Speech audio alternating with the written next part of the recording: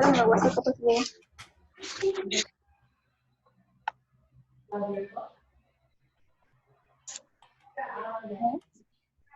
A ver, dice Lisandra Vega, Lisandra Vega. Ah, Luis dice que no le ha dejado plata para el pan.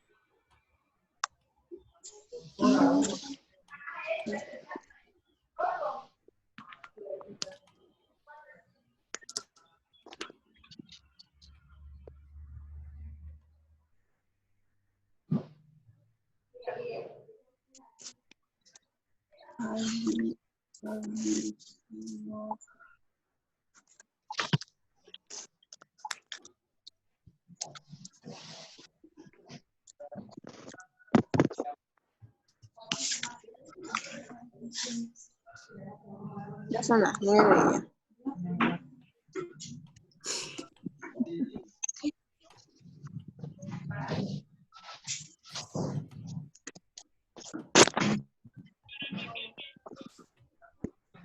Mami, tonta. Han traído eso.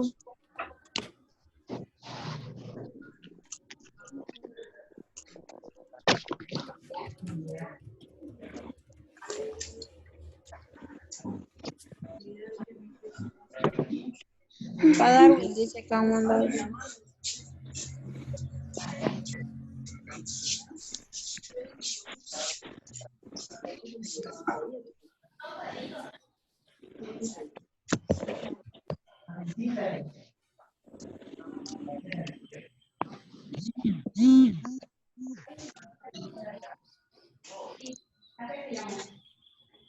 Bien, ya estamos. Entonces, como les decía, no podemos usar en pacientes con glucosa alta o ácido úrico elevado.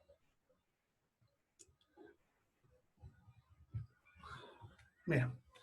Tampoco vamos a poder usar en pacientes que tengan problemas de calcio. Ya, principalmente lo que es la hipocalcemia. Lo que les mencionaba hace rato, al orinar vamos a perder calcio, ¿no? Entonces, si hacemos orinar más el paciente, le vamos a disminuir su calcio sanguíneo, empeorando la patología que puede estar teniendo, ¿no? Como osteoporosis y otras más. Entonces, también hay que tener en cuenta ese aspecto. No podemos usar en pacientes que tengan la presión arterial baja. Esto más que todo para cuando se usa en pacientes que su presión no es el problema. Acuérdense que esta droga no solamente se usa para bajar la presión en los pacientes hipertensos, sino para otras patologías. Por ejemplo, lo que es el ACV, accidente cerebrovascular o el traumatismo encefalocraneano, lo que le cierra todo el cerebro. Ya, en este caso, podemos tener pacientes que se comporten de las dos maneras. Algunos de estos pacientes pueden que su presión suba y otros que la presión baje. Normalmente, en la mayoría de los casos que sufren una de estas patologías, su presión sube. Por eso no hay problema en usar estas drogas. Pero en algunos su presión tiende a bajar y en ese caso sería contraproducente dar esta droga, ya que se la bajaría más la presión, empeorando la circulación cerebral. Obviamente en pacientes deshidratados, porque justamente como estamos hablando, esta droga saca el agua, y si está deshidratado lo vamos a deshidratar más, ¿no? Y por último, pacientes que tengan alteraciones del potasio, dependiendo del tipo de droga y paciente, ¿no? Por eso se puede ahí el asterisco, ¿ya? Para que se den cuenta, ¿no? Entonces, por eso dice según la droga. Si el paciente, por ejemplo, tiene problemas de potasio bajo, no puedo usar, por ejemplo, la furosemida. En ese paciente con potasio bajo usaré el espironolactona, ¿no? Y a la inversa. Si el paciente tiene el potasio elevado, no uso la espironolactona y uso la furosemida. Entonces, dependiendo del tipo de paciente, este aspecto. En cuanto a los efectos adversos,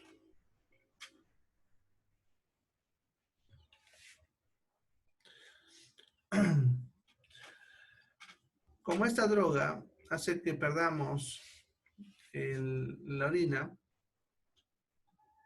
electrolitos como el sodio y el potasio, entonces también uno de los efectos adversos puede ser, dependiendo de la droga, como hablamos un ratito, o me retenga sodio o botemos mucho sodio, y lo mismo con el potasio, o botemos mucho potasio o retengamos mucho potasio. Y en realidad el potasio es el más preocupante, entonces por eso a ese siempre hay que tenerlo en cuenta cuando usamos diuréticos.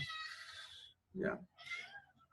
También cuando tenemos casos de hipomagnesemia, que es que el magnesio sanguíneo está disminuido. ¿Ya?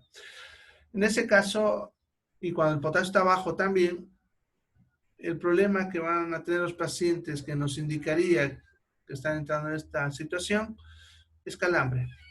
¿Ya? Entonces, pacientes que tienen calambre, estando tomando esta droga, hay que sospechar que o su potasio o su magnesio está bajo. ¿Ya? Entonces, ese dato es muy importante por si acaso. Pacientes que están tomando diuréticos con calambre, ya saben, o potasio o magnesio bajo. Puede hacer que la glucosa suba y el ácido úrico también. Que esto es lo que le estaba explicando hace rato. No es que la glucosa suba ni el ácido úrico, simplemente que está más concentrado. Entonces son los efectos adversos. ¿Cómo actuaríamos? Ya que una compañera me está preguntando, ¿cómo haríamos si tienen diabetes y presión alta? Bueno, en primer lugar, acuérdense lo que les dije, estas drogas no son las drogas de elección, son de apoyo cuando otra droga no funciona, ¿no? Entonces, a ver, Mariana, ¿estás preguntando? Levantaron la mano por ahí. No, Mariana. ahora es que hasta leerlo en el chat me fue la mano. Ah, ya, perfecto. A todos nos pasa.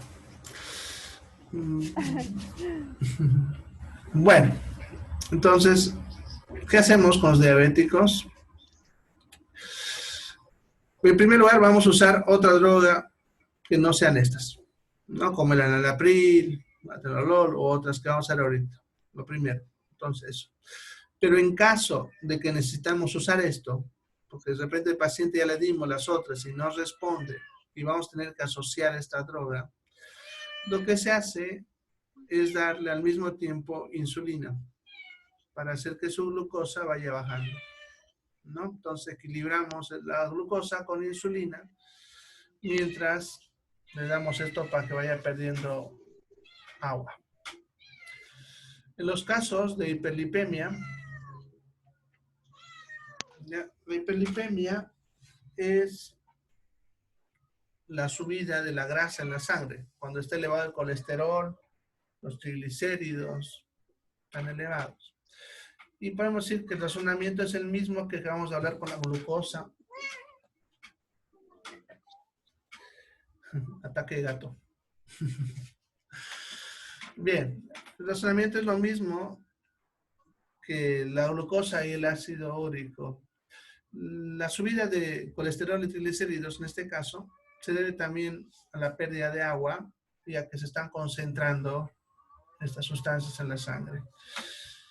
En ese caso se le va a dar drogas antihiperlipemiantes, ¿no? O sea, drogas que bajan el colesterol y los triglicéridos. Otros efectos adversos, como ven, náuseas, vómitos, diarrea, dolor de cabeza, el mareo y el vértigo se suele deber a la deshidratación. La ototoxicidad es daño a nivel del aparato auditivo, principalmente el tímpano, y eso suele pasar a veces en estas drogas en pacientes que han estado recibiendo por mucho tiempo, la mayoría de las veces pacientes en terapia intensiva. Eso significa que va a empezar a perder su capacidad auditiva, ¿no?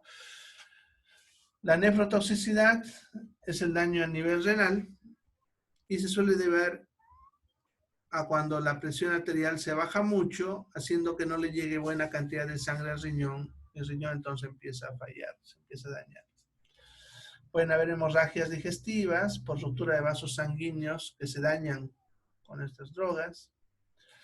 Y cálculos renales, que en este caso el cálculo renal se debe a que el paciente, como está orinando mucho, está botando mucho ácido úrico, también sodio, potasio, calcio, magnesio, y eso se va acumulando ahí en la orina, en el riñón, y al concentrarse puede generar que se formen cálculos, ¿no? Que puede ser un problema a la larga. Bueno, en cuanto a las explicaciones, como están viendo, algo que hemos repetido bastante, lo que hay que cuidar es el potasio. Y por eso están viendo ahí que cuando se usa por tiempo prolongado hay que estar controlando el potasio sanguíneo. Podemos controlarlo de forma clínica con los síntomas. Les decía hace rato, si el calambre es la mejor señal, ¿ya? Y en algunos pacientes vamos a controlarlo, su potasio en sangre, ya en periodos dependiendo de la gravedad del paciente. Por ejemplo, los pacientes en terapia intensiva, van a ver que a diario le controlamos el potasio, todos los días. ¿Ya? En pacientes que se manejan ambulatorios, lo solemos controlar cada 7 o 15 días, dependiendo del tipo de paciente que estemos manejando. Eso. Bien, nuestro compañero me pregunta si el calambre es falta de potasio. Bueno, los calambres se producen por varias causas. ¿Ya? Una de ellas es la caída del potasio. ¿Ya? También puede ser por mala circulación sanguínea, ¿no? O por frío. A veces el frío hace que los vasos sanguíneos de una parte del cuerpo no circule bien, ¿ya? Y esa disminución de sangre en un tejido puede producir el calambre, ¿no? Por ejemplo, el calambre común que alguna vez ustedes han tenido alguna vez en su vida, después de hacer ejercicio, o un día frío o en la piscina, se debe a eso. En esos casos no tiene que ver con el potasio y el magnesio, ¿ya? Pero pues, en el caso que estamos hablando ahorita, el calambre va a ser, podemos decir, constante. O sea, el paciente va a tener un calambre, le va a pasar, minutos después otra vez le va a dar calambre, así, ¿no? O horas, o sea, va a estar frecuente el calambre. Entonces, todo paciente que tiene calambres frecuentes, hay que siempre pensar en potasio o magnesio, siempre, ¿ya? Pero como digo, es normal que ustedes tengan calambres de vez en cuando. Eso no es una enfermedad ni alteración de potasio ni magnesio. Se puede ver otras causas vasculares. Bien, esos eran los diuréticos entonces. Vamos al otro grupo de drogas antihipertensivas. De aquí tenemos a los más usados, los famosos IECAS. ¿Ya? Es la sigla de lo que ven ahí arriba, inhibidores de la enzima convertidora de angiotensina. Pero lo usamos bastante. Van a ver que todo el tiempo hablamos de IECAS, ¿no? Y si ustedes leen algún libro de medicina, farmacología o terapéutica, van a ver que usamos la sigla IECA. Son las drogas de primera elección en el tratamiento de la hipertensión arterial. O sea, generalmente es la que usamos en pacientes que recién han sido diagnosticados con problemas de presión o se les acaba de pillar que tienen la presión arterial alta. Entonces, generalmente empezamos con esta droga. ¿Ya? Con estas drogas, perdón. Entonces, son las más usadas. Estas de acá. ¿Cómo trabajan? Bueno, para entender un poquito esto, hay que repasar fisiología, ¿no? Pero si no lo han visto, igual lo vamos a ver fisiología, así que no se preocupen mucho si no lo entienden. Lo que pasa es que el riñón, cuando la presión baja, produce una sustancia que se llama renina, que convierte a otra sustancia llamada angiotensinógeno, que produce el hígado, ¿ya?, en angiotensina 1. Esta angiotensina 1, lo que va a hacer luego al pasar por pulmón, es convertirse en angiotensina 2. Y la angiotensina 2 es la que hace que la presión empiece a subir. Va a hacer que los vasos sanguíneos se cierren, o sea, producen vasoconstricción, y a nivel del riñón retiene el sodio para que así se retenga agua y el volumen sanguíneo empiece a subir. Entonces, eso generaría la subida de presión arterial en algunos pacientes. ¿Ya? Entonces, cuando damos esta droga bloquea la conversión de angiotensina 1 en angiotensina 2. De tal manera que la angiotensina 2, esta de acá, no funciona. ¿No? Entonces, vamos a decir, se anula. Entonces, al hacer eso, la presión empieza a bajar. De esa manera actúan estas drogas de acá. ¿Ya? Como digo, son las más usadas porque son las que mejor controlan la presión arterial en la mayoría de los pacientes, principalmente los que tienen hipertensión arterial de tipo esencial o primaria que le decimos, que es la hipertensión arterial debido al envejecimiento de las arterias y que es la mayoría de los pacientes hipertensos. Entonces, la mayoría de ellos vamos a usar esta droga. En el grupo de estas drogas tenemos al enalapril, que es el más usado. Es más, aún usted sabía escuchar de esta droga, ¿no? De sus padres, abuelitos. El enalapril son los más usados. Es el que usamos para tratamientos ambulatorios con los pacientes. El otro, el captopril, no es tan usado como el enalapril, pero el captopril tiene una ventaja referente a todos los demás que ven ahí, que es que se absorbe rápido y su acción es rápida. De todos el más rápido. Y se lo puede controlar bastante bien. Por lo tanto, el captopril es el que usamos en las emergencias hipertensivas. ¿Ya? Pacientes que llegan a la emergencia con su presión elevadísima, entonces para poder bajársela usamos el captopril. Generalmente lo usamos de forma sublingual. ¿Ya? El captopril viene en tabletitas para uso sublingual, que es una tabletita que se deshace fácil con la saliva debajo de la lengua. ¿Ya? El detalle está en que debajo de la lengua hay una vena gruesa. Si ustedes la levantan su lengua y ven un espejo, van a ver la vena gruesa bajando debajo de la lengua.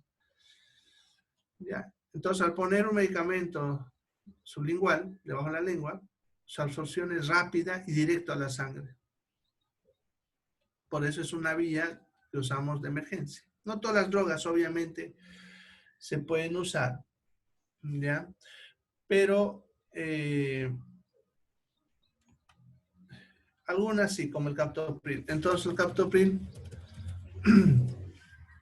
lo vamos a usar para las emergencias. Ahora, puede que a veces nos topemos con el hecho de que no encontremos el captopril sublingual. Ya no encontremos esa droga, el captopril sublingual.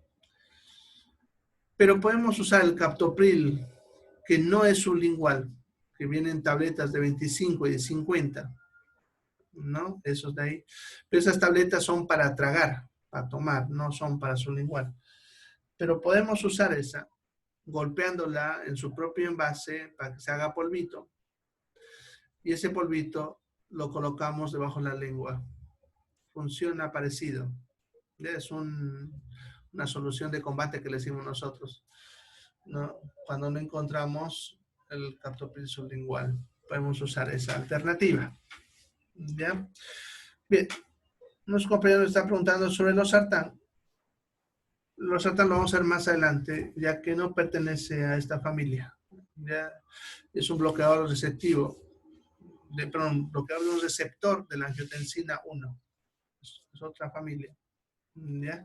Pero ahorita lo vamos a ver. Bien. Esas son las dos más usadas de este grupo. Hola. Ahí. Se me quiso ir el audio. Las otras, el lisinopril, ramipril, benazepril, fosfenopril, lo podemos usar como alternativa. Están ahí, pero no los usamos mucho. ¿Ya? Porque tampoco tienen ventajas sobre el enalapril y captopril. Generalmente sus variaciones son tiempo de uso, duración de su efecto, cosas así. Entonces lo solemos usar como alternativa en caso de que hayamos tenido algún problema con uno de estos dos y necesitemos una droga de la misma familia. ¿Ya? Otros compañeros me preguntan del nifedipino. También lo usamos de emergencia, pero actualmente no tanto para la hipertensión. También lo vamos a hacer más adelante, ya en otro grupo, otra familia de drogas. Así que espérense a que llegue al nifedipino más adelante. Bueno, en cuanto a los efectos adversos, el efecto más frecuente con estas drogas y principalmente con el enalapril es la tos. Es muy frecuente. No es un efecto adverso preocupante porque no hace daño, pero es bastante incómodo y por eso a veces nos obliga a cambiar a otra familia de drogas. Porque si le produce tos al enalapril, le va a producir tos a todos. Entonces, eso hay que tener en cuenta, ¿ya? Claro que también hay que tener en cuenta que el paciente puede estar teniendo tos también por otra causa, ¿no? Entonces, un paciente que está tomando enalapril, si le da tos, tenemos que descartar que no tenga un proceso respiratorio infeccioso o algo así. Y si no encontramos nada, pudiese ser enalapril, vamos a tener que cambiarlo a otra familia, ¿ya? Bueno, puede haber cansancio, también debilidad, mareos, dolor de cabeza. En cuanto a la alteración del sentir gusto, lo que se suelen quejar los pacientes es que sienten un sabor metálico o a tierra, ¿no? O sea, es como si perdiesen un poco el gusto y eso les incomoda. No es peligroso, pero a nadie le gusta comer sintiendo sabor metálico. Bien. Otra familia serían los beta bloqueadores. Estas drogas actúan sobre los receptores beta que hay en el corazón y en los vasos sanguíneos. ¿Ya? Cuando estos receptores se bloquean, va a hacer que los vasos sanguíneos se dilaten y el corazón baje su frecuencia. ¿Ya? Entonces hacen esas dos cosas. Por lo tanto, su acción es a nivel cardíaco y vascular. En el corazón, como ven, disminuye la frecuencia y en el resto del cuerpo produce vasodilatación. Y eso haría que la frecuencia cardíaca baje. Por eso estas drogas también estarían en el grupo de los antiarrítmicos, lo que habíamos mencionado hace ratito, que les dije que íbamos a verlo separado, ya que en pacientes que tienen arritmias en la cual la frecuencia cardíaca está elevada, o sea, están con taquicardia, podemos usar esta droga para bajar esa taquicardia.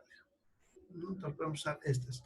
No solamente están viendo, sirven entonces para bajar la presión, sino también para bajar la frecuencia cardíaca. Y podemos usarlo, por lo tanto, también, como están viendo, en taquicardias y en la ansiedad. Ya. Ahora, aquí en la ansiedad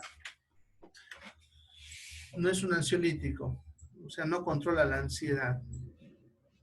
Ya, la ansiedad es un estado de preocupación intensa de una persona que se manifiesta con síntomas físicos, como palidez, frialdad, taquicardia, hipertensión. ¿No? Entonces, en este caso, se usa para aliviar esa taquicardia, ya de la ansiedad. No es para controlar la ansiedad en sí. Para eso hay que usar los ansiolíticos. Lo vamos a ver también más adelante. En este grupo entonces tendríamos al atenolol, el propanolol y el metropolol. ¿Ya? Atenolol y propanolol son los más usados y que se lo encuentra ya más que todo en las cajas, ¿no? En privado generalmente usamos más el troprolol. Más que todo por su facilidad de uso que tiene la droga. Ya que el atenuador propranolol hay que tomar horario. Metoprolol una dosis y ya. Los seguros no lo compran por costo, ¿no? Son similares y ellos van a comprar lo más económico para el seguro. Bien. Me preguntan sobre qué medicamentos se puede tomar para la ansiedad. Bueno, los ansiolíticos, como decía. Ya en ese grupo están las famosas benzodiazepinas, el prazolam, el diazepam, clonazepam, ya, que los vamos a ver en el tema de ansiolíticos justamente, este es el último, ¿ya? Pero esas drogas se usan para la ansiedad, ¿ya? Y para controlar la taquicardia de la ansiedad, esta droga de acá. Bueno, ¿en qué caso vamos a usar? Como decía, esta droga, su problema es que me baja la frecuencia cardíaca. Entonces no podemos usar en situaciones en las que eso sea un problema. ¿No? Por eso le está hablando ahí de bradicardia. Ya no podemos en bradicardia, obvio, porque el corazón ya está latiendo lento y darle esto haría que el corazón lata más lento, pudiendo hacer que entre en paro. El shock, ¿ya? Justamente cuando vimos al principio hoy día, cuando hablamos de la dopamina, acuérdense que lo que decía, que nosotros en el shock necesitamos que el corazón lata más rápido en el shock, ¿no? Ya, si nosotros le damos esto, estamos yendo en contra de eso, ¿no? Entonces empeoraría el estado de shock. Entonces no podemos dar en pacientes con shock. Obvio, en pacientes con presión baja, porque se la bajaríamos más. En trastornos graves de la circulación, aquí por si acaso circulación, lo he escrito mal, me comí una R. La circulación, se refiere a personas que tengan problemas circulatorios, generalmente en miembros inferiores, por trombosis, estenosis, haciendo que la sangre pase muy bajo a esos miembros. Si le damos esto, podemos empeorar eso, haciendo que a una parte del miembro se muera, ¿no? Un dedo, una parte del pie, algo así. En cuanto al asma, sucede que estas drogas son opuestas a las drogas que usamos para el asma. ¿Se acuerdan cuando veíamos ayer los broncodilatadores? Decía que ellos relajaban el músculo liso del bronquio, haciendo que este se pueda abrir, y al mismo tiempo hacían que el corazón lata más rápido. Estas hacen lo opuesto. Hacen que el músculo de bronquio se contraiga, haciendo que se cierra más el bronco, y hacen que el corazón lata más lento. Entonces son drogas opuestas. Por lo tanto, no podemos darle en un paciente con asma, porque le empeoraríamos la crisis asmática. Su bronquio se cerraría más, le costaría respirar. ¿Ya? Y en cuanto a la parte de hipoglicemia, la hipoglicemia es cuando la glucosa sanguínea se baja en la sangre. Eso suele ocurrir en pacientes diabéticos principalmente, que están tomando drogas para bajarle la glucosa y se han olvidado de desayunar, de comer, ¿no? Entonces su glucosa va a tender a bajar. ¿Ya? Entonces, por eso dice pacientes con tendencia, o sea, pacientes que pueden tener cuadros de hipoglicemia. Y ahí estamos hablando a todos los diabéticos que están medicados, obviamente, la mayoría. Ya también se puede aplicar a personas que por algún motivo tengan que hacer ayunos. Por eso siempre es importante preguntar esta droga, conservar esta droga, si el paciente por alguna costumbre tiende a ayunar. A veces ustedes saben, por creencias religiosas, ya hacen ayunos. Entonces, en ese tipo de personas hay que evitar esto porque su glucosa se le va a bajar mucho, pudiendo hacer que el paciente quede inconsciente. Bueno, en esos casos lo vamos a dar. Efectos adversos, bueno, lo mismo que bradicardia. O sea, el corazón va a latir lento, es un efecto adverso. Si la frecuencia cardíaca baja por debajo de 60, hay que suspender la droga. Otros efectos, también la palidez, frialdad, principalmente la punta de los dedos. Se quejan de eso los pacientes bastante. Es incómodo, pero no es peligroso.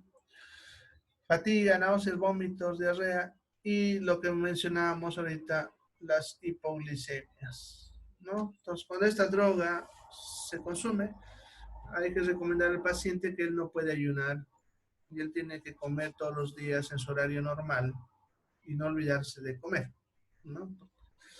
A veces ustedes saben que por trabajo otros se olvidan, se le va a caer bastante la glucosa y va a perder la conciencia. No te va a, se va a desmayar y eso nos va a hacer corretear bastante con este tipo de pacientes, ¿no?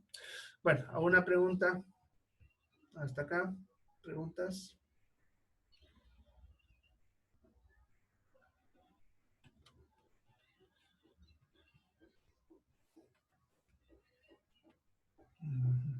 A ver, vamos a ver si me va a dar tiempo. Creo que no me va a dar tiempo, pero a ver.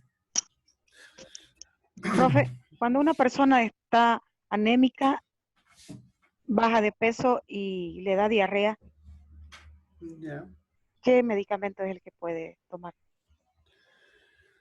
Bueno, si está anémica, pero confirmado con laboratorio, porque a veces ¿Ya? nosotros somos pálidos naturales, no es que estemos anémicos. En ese caso hay que darle pues fuentes de hierro, ¿no? Medicamentos que contengan sulfato ferroso, como Confer y otros, ¿no? Fesasol. ¿Ya? Ahora, en cuanto a la diarrea, hay que Sí. averiguar primero la causa de la diarrea, ¿no? Si es un paciente aguda o crónica, ¿no? En primer lugar, si ha pasado más de 15 días, es una diarrea crónica. Se suele deber a parásitos principalmente, pero también pueden ser alergias o procesos inflamatorios crónicos que requieren diagnóstico. En cambio, las agudas, que son las que menos de 15 días, la mayoría de veces son virales y no suelen necesitar un tratamiento específico más que paciencia y buena hidratación. En caso que el paciente tuviese fiebre por más de 3 días, hay que sospechar de una bacteria y en ese caso darle antibióticos específicos como el cotrimoxazol o la ciprofloxacina. Pero si solamente es diarreíta sin fiebre, en la mayoría de los casos es paciencia, ¿ya? Porque las diarreas se suelen autolimitar, se curan solas. Solamente hay que hidratarlo bien, bien al paciente, que coma a tolerancia, eso significa todo lo que él pueda retirar de su estómago, sin necesidad de que sea blanca siempre, ¿no? Porque la gente a veces tiende a creer eso, ¿ya? Bueno, y solamente eso, ese sería el tratamiento. Y la anemia, como decía, aparte, con su hierrito, ¿no? Ya. ¿Alguna otra pregunta? ¿Preguntas? No sean tímidos. Bueno, por lo menos empezaremos esto hasta que se nos vaya el tiempo. Ya de que se acabe, nos vemos mañana. No se olviden de entrar al Classroom, que les mando los cuestionarios. Y lo que pregunto es generalmente del día, o sea, lo que hemos avanzado ahorita, de eso va a ser el cuestionario. Ya nos va a preguntar de otra cosa. Así, de ahí pueden aprovechar, recordar todo lo que hemos visto ahorita y lo ponen. ¿Ya? Bueno, me preguntan para el insomnio. Bueno, lo primero, siempre la causa. ¿Por qué no duermo? Si es por problemas de nervios, dolores, problemas familiares, de trabajo, estrés, bueno, muchas causas. Entonces, lo primero es analizar la causa y darle tratamiento para la causa. Pero podemos darle drogas que producen sueño, ya por 1 o 2 días, ¿no? Solamente para aliviar el cansancio, no haber dormido, hasta que se pilla la causa. Ahí podemos dar las benzodiazepinas, las que mencionaba hace ratito, alprazolam, clonazepam, diazepam, ya, u otro tipo de droga que produzca sueño, un sedante suave que le decimos.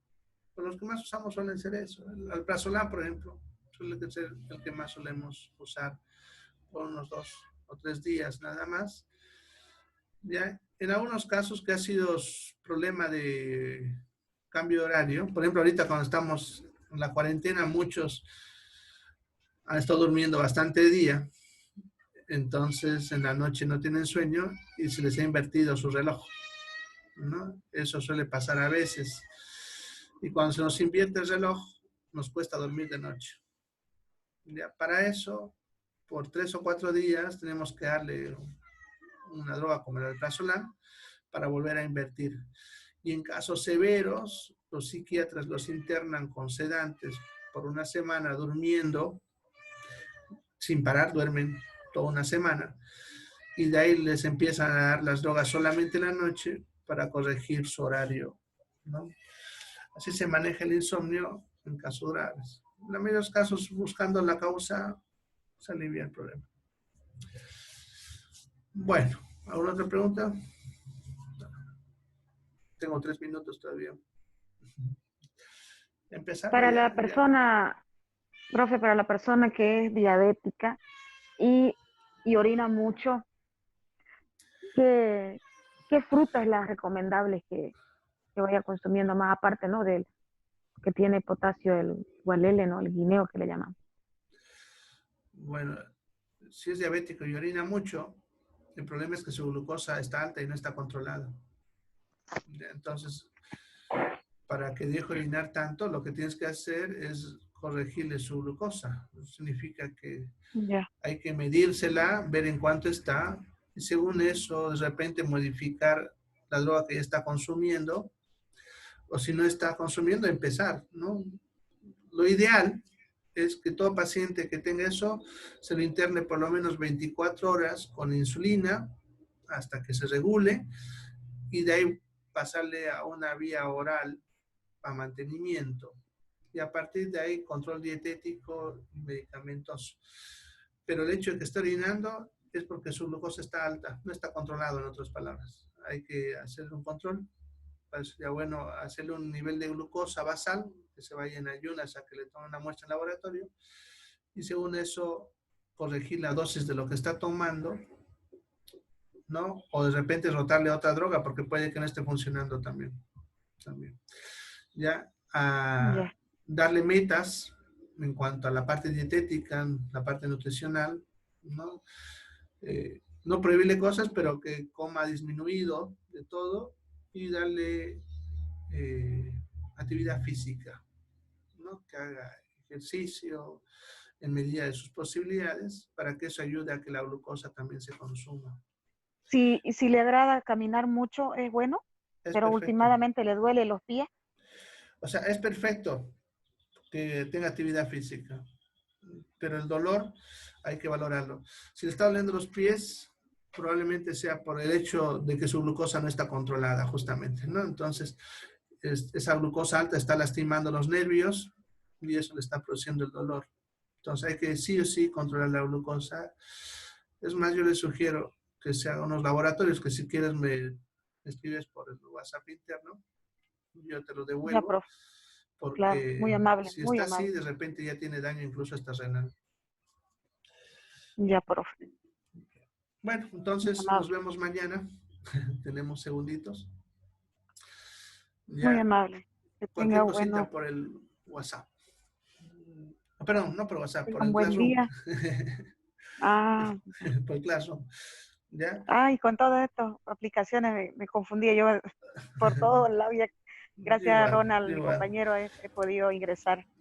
Sí, es hasta que nos adaptemos. A todos nos ha pasado, ¿no? Eh, yo incluso todavía le sigo pelando donde apretar los botones y me olvido alguna cosita. Pero Ah, sí, ya nos vamos a adaptar todos, ¿no? así tiene que Bueno, ser. eso. Lleva